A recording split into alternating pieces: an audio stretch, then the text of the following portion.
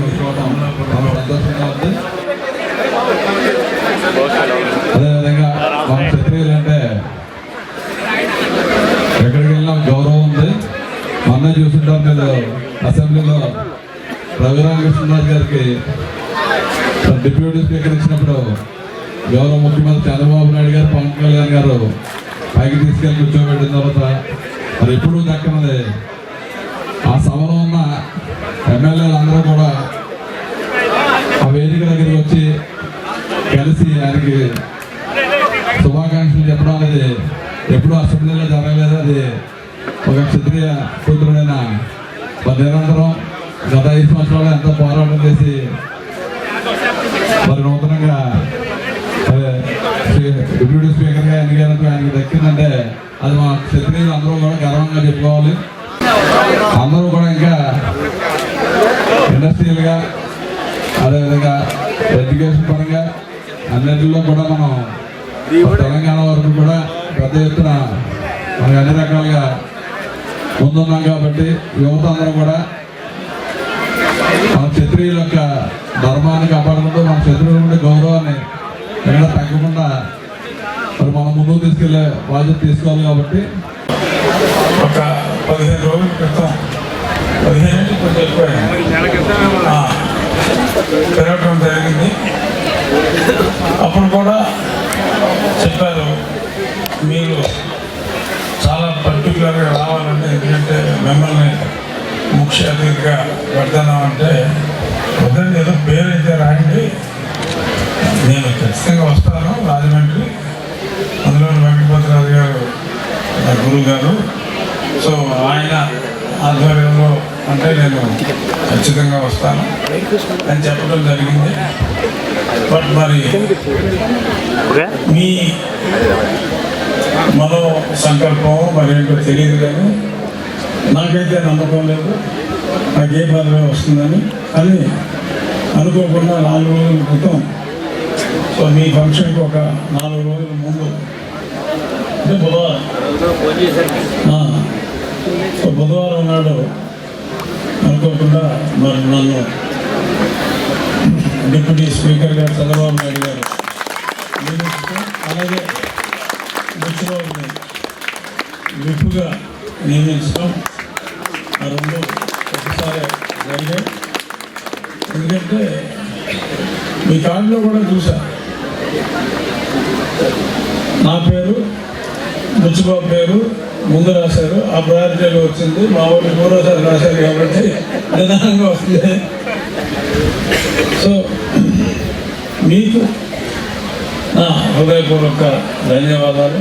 అలాగే గతంలో కూడా నన్ను అప్పటి పరిపాలకులు మరి దారుణంగా హింసించినప్పుడు అప్పుడు మీ లోకల్ ఎంపీ కూడా ఏదో పిచ్చి పిచ్చిగా మాట్లాడినా కూడా స్ట్రాంగ్గా సపోర్ట్ చేశారు. ఇక్కడ ఉన్న క్షత్రియులు అందరూ కూడా అమలాపురం ఇక్కడ అంటే చెప్పాలంటే అప్పటి తూర్పుగోదావరి క్షత్రియులు కొంచెం మా పశ్చిమ గోదావరి వాళ్ళు ఏంటంటే కొంచెం అటు ఇటుగా ఉంటారు. మీరు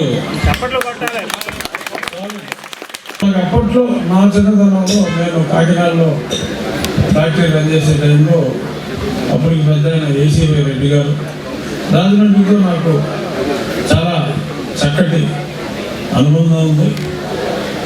రాబోయే రోజుల్లో సో మరింత అనుబంధం మరింత పెరిగేలాగా ఇంకా చెప్పాలంటే నేషనల్ గురించి ప్రత్యేకంగా చెప్పాలి. ఎందుకంటే ఆ రోజుల్లో అంటే నేను ఢిల్లీలో ఉన్న రోజుల్లో మరి రాజుగారు చాలా మనోధైర్యం ఇచ్చి మీరు ఇలాగే పోరాడండి, మేము ఉన్నామని. ఇక్కడ ఈయన ఢిల్లీ వచ్చారు, ఈయన అలాగే ఇంకో రాజుగారు ఇంకో మాస్టర్ ఉన్నారు అక్కడ శివవర్మ గారు విజయనగరం, నగేష్ వర్మ గారు శివవర్మ గారు నగేష్ వర్మ గారు వచ్చారు ఇక్కడికి.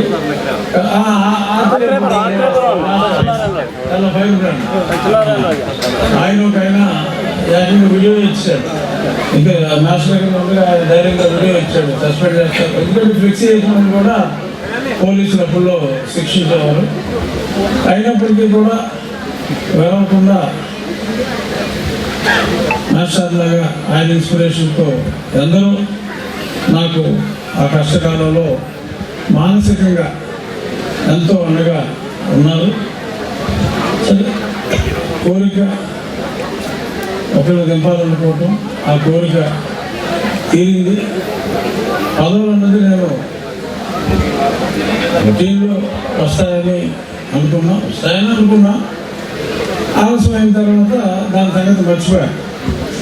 తీసేసి ఇంకా చాప్టర్ అయిపోయిందని వాళ్ళు తీసేసిన చాప్టర్ మీ ఫంక్షన్ ఉపయోగించడానికి వచ్చింది. పదవులు శాశ్వతం కాదు, వ్యక్తిత్వం శాశ్వతం.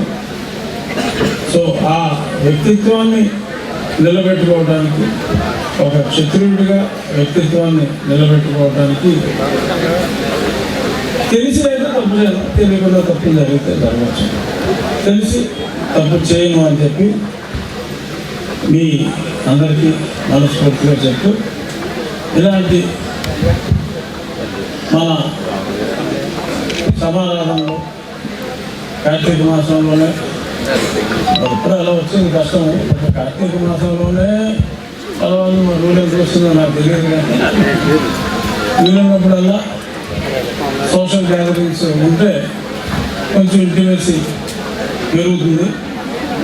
సో కుదిరితే ఇంకేదైనా మాస్టర్ మీరే ఎందుకంటే వీళ్ళు లేకుంటే లేకున్నారు చప్పట్లు పట్టుకుంటే. సో మళ్ళీ ఏదైనా మంచి ఉత్సవాలు ఏదైనా ఆలోచించండి. సీతారామరాజు గారి జయంతికో లేకపోతే ఎప్పుడో ఒక గెట్ టుగెదర్ లాగా ఉన్నా కూడా బాగానే ఉంటుంది. ఎందుకంటే 10 మంది కలిసి కష్టసుఖం మాట్లాడుకోవటం, కలిసి ఉంటాం. అమలాపురం కూడా అంతే, అక్కడ ఎప్పుడో అవసరం అవ్వదంటే అవసరం.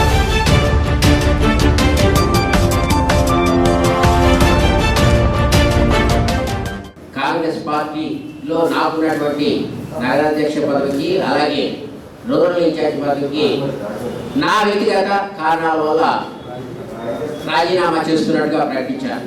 ఆ రోజు మిత్రులు కొంతమంది దీనికి గల కారణాలు ఏంటి అని అడిగారు. అయితే నేను కారణాలు లేకుండా ఏ విషయం ఉండదండి. అయితే నేను ఏదో కారణం చెప్తే రేపు పొద్దున ఇదే సీట్లో కూర్చుని వేరే వారి యొక్క మైలేజ్ కోసమో, ప్రలోభాల కోసమో, మెప్పు కోసమో ఏదో మాట్లాడతారు. మరలా నేను మాట్లాడతాను. ఇది ఒక ప్రహసనంగా మారి పార్టీకి నష్టం చేకూరుతుంది. కాబట్టి నేను సింపుల్గా నా వ్యక్తిగత కారణాల వల్లే నేను రాజీనామా చేస్తున్నానని చెప్పి వెళ్ళటం జరిగింది. మిత్రులు ఉన్నారు కూడా. అయితే మా పార్టీ జిల్లా అధ్యక్షులు విశ్వేశ్వరరెడ్డి గారు 2-3 ప్రెస్ మీట్లు పెట్టడం జరిగింది. ఆ సందర్భంగా అధ్యక్షుల వారిని మన పాత్రికేయ మిత్రులు మురళి గారు విషయం ఎందువల్ల అట్లా జరిగింది, ఆయన పార్టీని సీనియర్ కదా, పార్టీని వదిలి ఎందుకు వెళ్ళిపోయారు అని ప్రశ్నించిన సందర్భంగా ఆయన మాట్లాడిన మాటలు 2 వీడియోలు మీకు వినిపిస్తాను. దయచేసి సమయభావంగా అనుకోకుండా వినాలని ప్రార్థిస్తున్నాను. వారు నేను పార్టీకి కష్టపడి పనిచేశానని ఒప్పుకుంటేనే నా ఆర్థిక పరిస్థితిని కించపరుస్తూ మాట్లాడినట్టుగా ఉంది. ఇక్కడ పైకి చూడటానికి ఎవరి మంచిగా మాట్లాడారు కదా, ఆయన మీరు బాగా చేశారు అన్నారు, ఆర్థికంగా మీరు చిదిగిపోయారు కాబట్టి వెళ్ళారు అన్నట్టుగా చెప్తున్నారు. నేను ఆర్థికంగా చిదిగిపోయాను కానీ నేను డబ్బులు ఖర్చు పెట్టలేక నేను పార్టీ నుంచి వెళ్ళిపోతున్నానని కానీ ఆయనతో నేను అనలేదే, నేను ఎవరితోటి అనలేదే. ఓకే, నా ఆర్థిక పరిస్థితి గురించి మీకు అనవసరం కదా. అలా అనుకుంటే ఇన్ని సంవత్సరాల నుంచి ఓకే నేను కోటీశ్వరుని అని నేను చెప్పుకోవట్లా, కానీ నాకున్న ఆర్థిక వనరుల పరిధిలోనే నేను ఇన్ని సంవత్సరాలు కాంగ్రెస్ పార్టీని ఎవరి ₹1 కూడా అడగకుండా పార్టీ ఆఫీస్ మెయింటైన్ చేసి పార్టీ నిర్దేశించిన అన్ని కార్యక్రమాలు చేసి పిసిసి ఏ కార్యక్రమం ఇచ్చినప్పటికీ కూడా దాన్ని ఇక్కడ లోకల్గా చేయడమే కాకుండా విజయవాడ ప్రోగ్రామ్స్ ఆఖరికి భారత్ జోడో యాత్రలో నాకు కర్నూలు జిల్లాలో 8 అనే గ్రామంలో అంటే మండల కేంద్రం అది అక్కడ నాకు ఇన్ఛార్జ్గా వేసి నువ్వు వెళ్ళి అక్కడ పనిచేయాలంటే 11 రోజులు అక్కడే కార్ని డ్రైవర్ని తీసుకుని వెళ్ళి నేను పనిచేసి లక్షలాది రూపాయలు వెచ్చించా. అలాగే కాంగ్రెస్ పార్టీ ఆదేశిస్తే ఏ కార్యక్రమాన్ని చేశా, కాంగ్రెస్ పార్టీ ఆదేశిస్తే పోలవరం పాదయాత్రలో పాల్గొని నా ఉత్సాహాన్ని అందించి నేను చేశా. ఇన్ని చేసిన వ్యక్తిని మీరు ఒకటి గమనించాలి. అయ్యా మీరు పైకి మాట్లాడేది ఒకటి, అంతర్గతంగా మీ ఆలోచన ఒకటి. ఏమిటంటే ఆయన వెళ్ళిపోవడానికి కారణం మాదేమి ఇబ్బంది ఏమి లేదు, పార్టీదేమి ఇబ్బంది లేదు, ఆయన ఇంకా పనికి లేక చేయలేక వెళ్ళిపోయాడనే అర్థంతో మీరు అంటే నన్ను ఈ రకంగా ఆర్థికంగా నా వ్యక్తిత్వాన్ని హననం చేస్తూ మీరు మాట్లాడటం ఎంతవరకు సమంజసం ఆలోచన చేయండి. మీరు మిమ్మల్ని నేను క్రిటిసైజ్ చేయట్లా, మీరు పార్టీలోకి వచ్చి ఒక 4 నెలలు అవుతుందేమో ఏమండి, వచ్చి ఇప్పుడే మీరు పార్టీ నడపడంత మాటలు కాదు. ఇట్లా మాట్లాడుకుంటే సంవత్సరాల కొద్ది మోసిన వాడిని నేను, నాకు ఏ రకమైన గౌరవం ఇవ్వాలండి మీరు? సరే, ఒక విషయం చెప్తున్నాను నేనండి. మా సోదరులు ఉన్నారు, రాజు గారు లేదంటే శారద గారు. నేను లోపలికి రాగానే అయ్యా నమస్కారం, ఒకసారి నమస్కారం పెడితే గౌరవం, ఒక 5 నిమిషాలు ఆగి రెండోసారి అయ్యా నమస్కారం, ఓహో మర్చిపోయి ఉంటాడు ఇందాక ఆయన, మరలా నమస్కారం పెట్టాడు. మరలా 3వ సారి 5 నిమిషాలు ఆగి మళ్ళీ నమస్కారం అనుకోండి, ఆయన నేను గౌరవిస్తున్నట్ట చెప్పండి, భావిస్తారు అలాగే మీరు? అలాగే ఏ ప్రెస్ మీట్ పెట్టినప్పటికీ కూడా ఆ ప్రెస్ మీట్లో ఈ సందర్భం ఎత్తడం, అది ప్రెస్ వారు ఎత్తినా లేకపోతే ఆయన ఎత్తినా అక్కడికి వెళ్ళి నా ఆర్థిక మూలాల విషయంలో కానీ, నా ఆర్థిక ఒడిదుడుకుల గురించి కానీ, లేదంటే ఆర్థికంగా అతను చిన్నవాడు అని నా వ్యక్తిత్వాన్ని హననం చేస్తూ ఆయన మాట్లాడటం ఇది భావ్యం కాదు. నేను పార్టీకి సేవ చేసిన వ్యక్తిని, నేను మీ మీద నమ్మకం కూడా ఇలా చాలా ముందులాగా నా వ్యక్తిగత కారణాల వల్ల వెళ్ళిపోతున్నానంటే మీరు అడిగినప్పుడు ఆయన ముందులాగా చెప్పొచ్చు కదా, అవునండి ఆయన చెప్పాడు కదా ఆయన వ్యక్తిగత కారణాల వల్ల వెళ్ళిపోతున్నారని. ఇంకా దాని మీద మనం మాట్లాడుకునే విషయం ఏంటంటే మీరేం మాట్లాడగా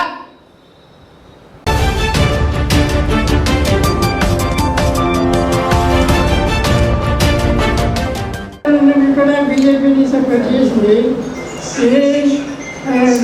రాష్ట్రం 2గా చీలి తెలంగాణ వెళ్ళిపోయినప్పుడు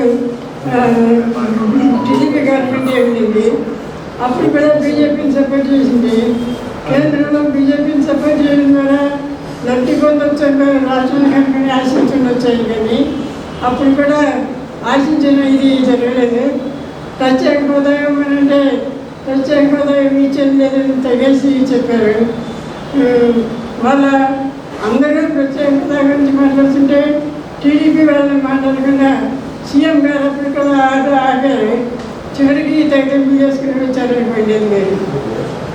తిరిగి మళ్ళీ ఇప్పుడు కూడా కూటమి ప్రభుత్వం ఏర్పాటు చేసి 3 పార్టీల కూటమి అధికారంలోకి వచ్చింది. విషయాలు అలాగే ఈ ఇతర ఎమ్మెల్యేలందరూ మంత్రులందరూ కూడా భజన చేస్తూ ఉన్నారు అందరూ కూడా. ఎందుకంటే ముఖ్యమంత్రి గారికి భజన చేయడం కోసం ఈ రాష్ట్ర ప్రజలందరూ కూడా అసెంబ్లీకి పంపించలేదని చెప్పి ఒకసారి అందరికీ తెలియజేస్తా ఉన్నాం. అలాగే ఈ రాష్ట్రంలో సంబంధించి అనేక సమస్యలు ఉన్నాయి. రాష్ట్రంలో ప్రధానంగా అమరావతి రాజధాని ఏర్పాటు చేస్తామని చెప్పి మాట్లాడారు, అమరావతి మెట్రో స్టేషన్ తీసుకొస్తామని చెప్పి మాట్లాడారు, అలాగే విశాఖ ఉక్కు ఫ్యాక్టరీని కాపాడాల్సిన బాధ్యత ఉందని చెప్పేసి రాష్ట్రంలో ఇక్కడ చెప్తా ఉన్నారు తప్ప కనీసం అసెంబ్లీలో తీర్మానం అనేది ఈ రోజు కూడా చేయనటువంటి పరిస్థితి మనం చూస్తా ఉన్నాం. అలాగే కడప ఉక్కు పరిశ్రమని ఏర్పాటు చేస్తామని చెప్పేసి శిలాఫలకాలు వేస్తా ఉన్నారు. అలాగే పోలవరం ప్రాజెక్టు ఏదైతే ఉందో దాని కింద బ్రతుకుతున్నటువంటి 292 గిరిజన గ్రామాలని వాడిని ఖాళీ చేయించారు.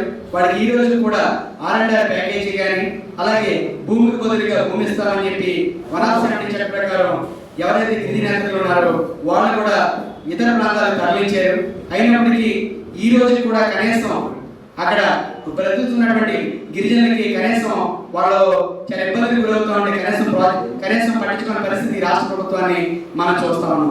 అలాగే నిరుద్యోగులకు సంబంధించి కూడా ఎక్కడా కూడా ఉద్యోగ అవకాశాల గురించి నోటిఫికేషన్లు అయితే ఇస్తామని చెప్పేసి హామీలు ఇస్తామని తప్ప స్పష్టంగా నిర్ణయం అనేది అసెంబ్లీలో చేయని పరిస్థితి మనం చూస్తా ఉన్నాం.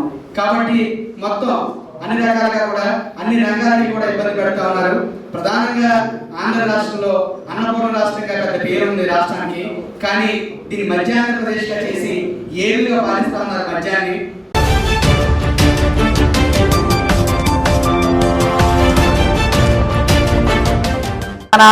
నమః శ్రీ మహాసరస్వత్యై నమః శ్రీ గురుభ్యో నమః. హరి ఓం గురవే సర్వలోకానాం విషయే భవరోగిణాం నదగే సర్వవిద్యానాం దక్షిణామూర్తయే నమః. స్మృతి పురాణానాం ఆలయం కరుణాలయం నమామి భగవత్పాదశంకరం లోకశంకరం. శ్రీ గౌరీ చంద్రమౌళీశ్వర స్వామి యొక్క దేవాలయం బొమ్మూరు గ్రామం. నా పేరు బాదంపుడి మల్లేశ్వర శర్మ, గౌరీ చంద్రమౌళీశ్వర స్వామి అర్చకుల్ని. ఇక్కడ మా యొక్క బొమ్మూరు గ్రామంలో వేంచేసి ఉన్న గౌరీ చంద్రమౌళీశ్వర స్వామి ఆలయంలో 9 సంవత్సరాలుండగా కార్తీక మాసంలో విశేషంగా 1,00,000 దీపోత్సవ కార్యక్రమాన్ని విశేషంగా నిర్వహించడం జరుగుతున్నది. అలాగే వార్షికంగా ఈ యొక్క కార్తీక మాసంలో కూడా స్వామివారికి 1,00,000 దీపోత్సవ కార్యక్రమాన్ని అత్యంత వైభవపేతంగా నిర్వహించడం జరుగుతున్నది. కార్తీక మాసంలో దీపానికి ఎంతో ప్రాముఖ్యత ఉన్నది. అటువంటి ప్రాముఖ్యత కలిగినటువంటి మాసము ఈ యొక్క కార్తీక మాసము. కృతికా నక్షత్రం అధిష్టాన నక్షత్రముగా మాసముగా ఉన్నటువంటి మాసం ఈ కార్తీక మాసం. కనుకన కృతికా నక్షత్రం అగ్ని నక్షత్రంగా చెప్పబడుతూ ఉన్నది. కనుకన కార్తీక మాసంలో దీపానికి ప్రాముఖ్యత అత్యంత ఎక్కువగా ఉన్నది. అలాగే హరిహరులకు ప్రీతైనటువంటి మాసం కూడా ఈ యొక్క కార్తీక మాసము. కనుకన కార్తీక దామోదర త్రయంబకేశ్వరులిద్దరికీ కూడా ప్రీతిగా ఈ యొక్క 1,00,000 దీపోత్సవ కార్యక్రమాన్ని నిర్వహించడం జరుగుతున్నది. అత్యంత వైభవపేతంగా నిర్వహించడం జరుగుతున్నది. ఈ యొక్క కార్తీక మాసంలో దీపానికి ఎంత ప్రాముఖ్యత ఉన్నదంటే కనుక ప్రతివారు కూడా 365 ఒత్తులు వెలిగిస్తూ ఉంటారు. ఎందుకని అంటే కనుక మన యొక్క గృహంలో అనేక కార్యక్రమాల వలనో లేదా కారణాల వలనో లేదా అశోక కారణాల వలనో గృహలక్ష్మి యొక్క నిత్య దేవతార్చన కార్యక్రమాలు చేయించడం పూజా కార్యక్రమాలు చేయడంలో కొన్ని కారణాల వల్ల ఆగుతూ ఉంటాయి. అలాంటి దోషాలన్నీ కూడా పోవడానికి, గృహశాంతులు కలగడానికి కార్తీక మాసంలో 365 ఒత్తులు అంటే సంవత్సరానికి 365 రోజులు. అలాగే ఈ యొక్క కార్తీక మాసంలో 365 ఒత్తులు వెలిగించడం వల్ల కార్తీక మాసంలో ఈ యొక్క గృహాలలో ఏ రోజైతేనా అనేక కారణాల వల్ల గృహదేవతార్చన కార్యక్రమాలు ఆగిపోతాయో అటువంటి దోషాలు కలగకుండా కార్తీక మాసంలో 365 ఒత్తులు వెలిగించడానికి ప్రాముఖ్యతను వెలిగించడం వల్ల ఆ యొక్క దోషాలన్నీ కూడా తొలగిపోతాయిట. అలాగే ఈ యొక్క కార్తీక మాసంలో దీపదానానికి ఎంతో మహత్యం ఉన్నది. దీపదానం ఎవరైతే చేస్తూ ఉంటారో వారి గత జన్మలో పాపాలు కూడా దగ్ధమవుతూ ఉంటాయి. అలాంటి దీపదానానికి ప్రాముఖ్యత కలిగినటువంటి దీపానికి ప్రాముఖ్యత. అందరూ కూడా నదీ స్నానాలు చేసి నదుల్లో దీపాలు వదులుతూ ఉంటారు. అలాగే దీపదానాలు చేస్తూ ఉంటారు, శాలిగ్రామ దానాలు చేస్తూ ఉంటారు. కార్తీక మాసంలో ఏ పుణ్య కార్యము చేసినా సరే రెట్టింపు ఫలితం కలుగుతుందని ఈ యొక్క కార్తీక పురాణము, శివ పురాణము, విశేషమైనటువంటి కాండ పురాణము అన్ని కూడా వివరిస్తూ ఉన్నాయి. ఆ విధంగా పెద్దలు చూపిన భాగంలోనే భక్తులందరికీ సౌలభ్యం కలిగించేలా ఆ యొక్క గౌరీ చంద్రమౌళీశ్వర స్వామి దేవాలయం అలాగే దేవాలయ కమిటీ సభ్యులు కూడా భక్తులకు ఎటువంటి అసౌకర్యములు కలిగించకుండా అలాగే వారికి ఎటువంటి ఇబ్బందులు కలగకుండా ఈ యొక్క కార్తీక మాసంలో 1,00,000 దీపోత్సవ కార్యక్రమాన్ని ఏర్పాటు చేసి వారందరి సౌలభ్యానికి అన్ని కూడా భక్తులు ముందుగా వచ్చేట్టుగా అన్ని కూడా సిద్ధం చేసి భక్తుల కోసం ఈ యొక్క 1,00,000 దీపాలను సిద్ధం చేస్తూ ఉన్నారు. ఒక్క దీపం వెలిగిస్తేనే 1,00,000 రెట్ల ఫలితం కలుగుతుందని కార్తీక పురాణం చెబుతూ ఉన్నది.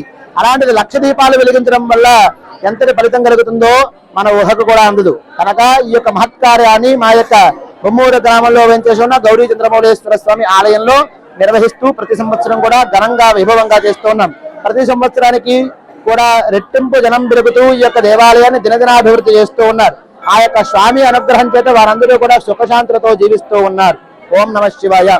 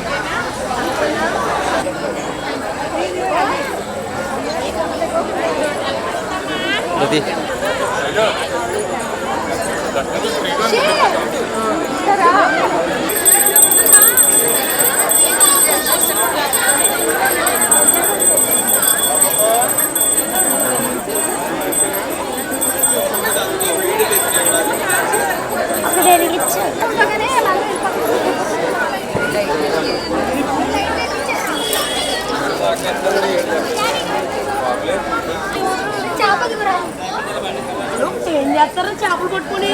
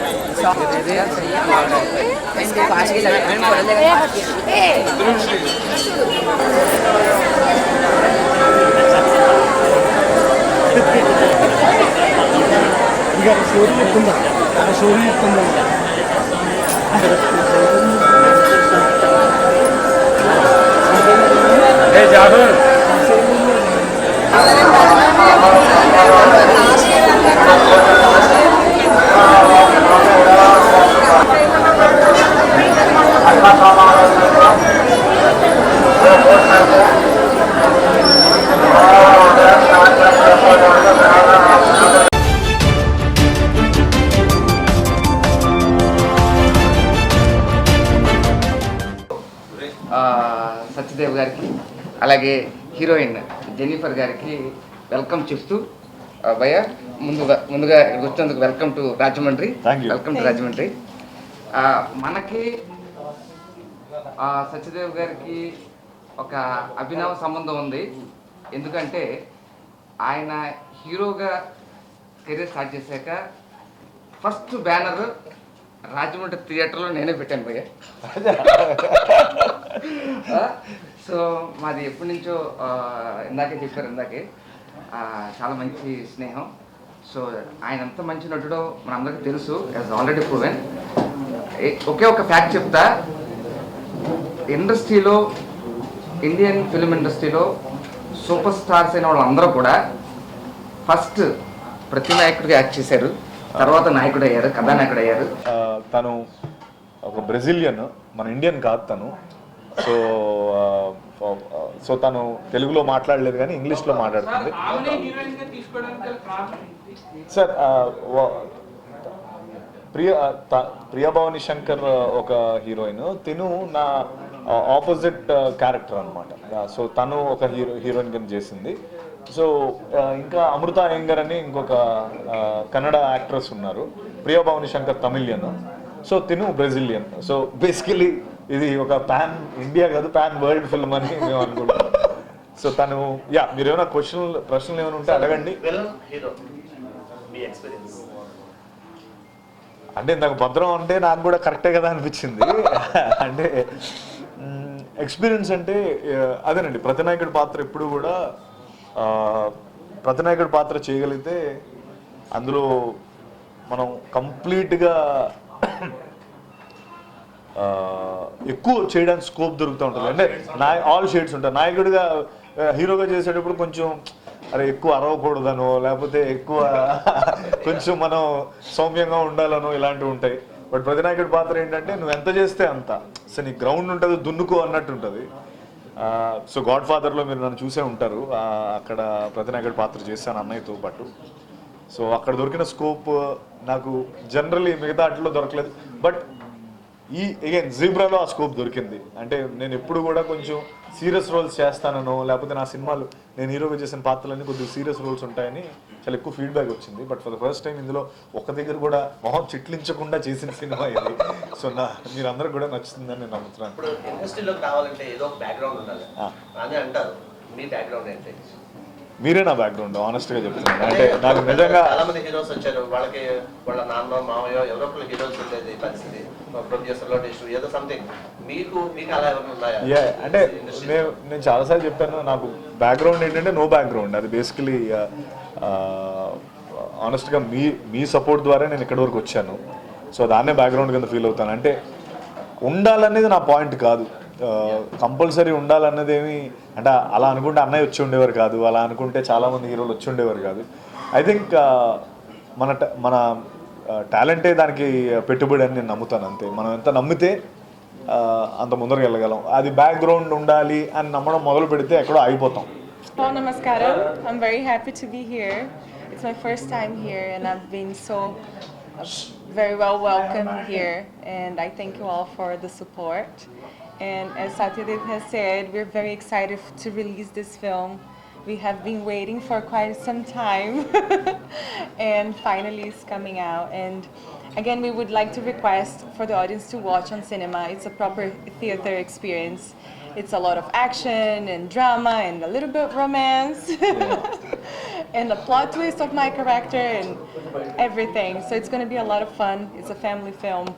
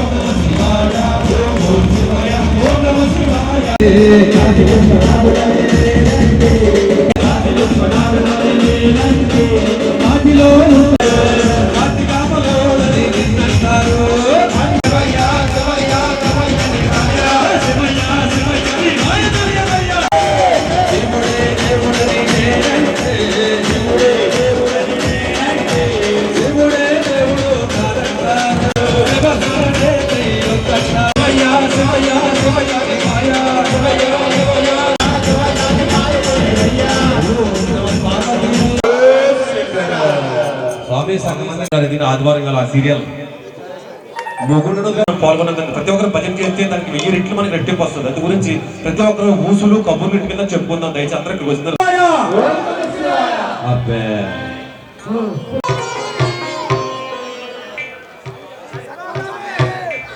స్వామి దయచేసి స్వామి కమిటీ వారు విన్నారా స్వామి? అయ్యప్ప ఇప్పుడు ఒకరు కూర్చోబెట్టే ప్రయత్నం చేయండి, అందరు కూర్చోబెట్టండి, వీరు నుంచి ఉంటారా స్వామి?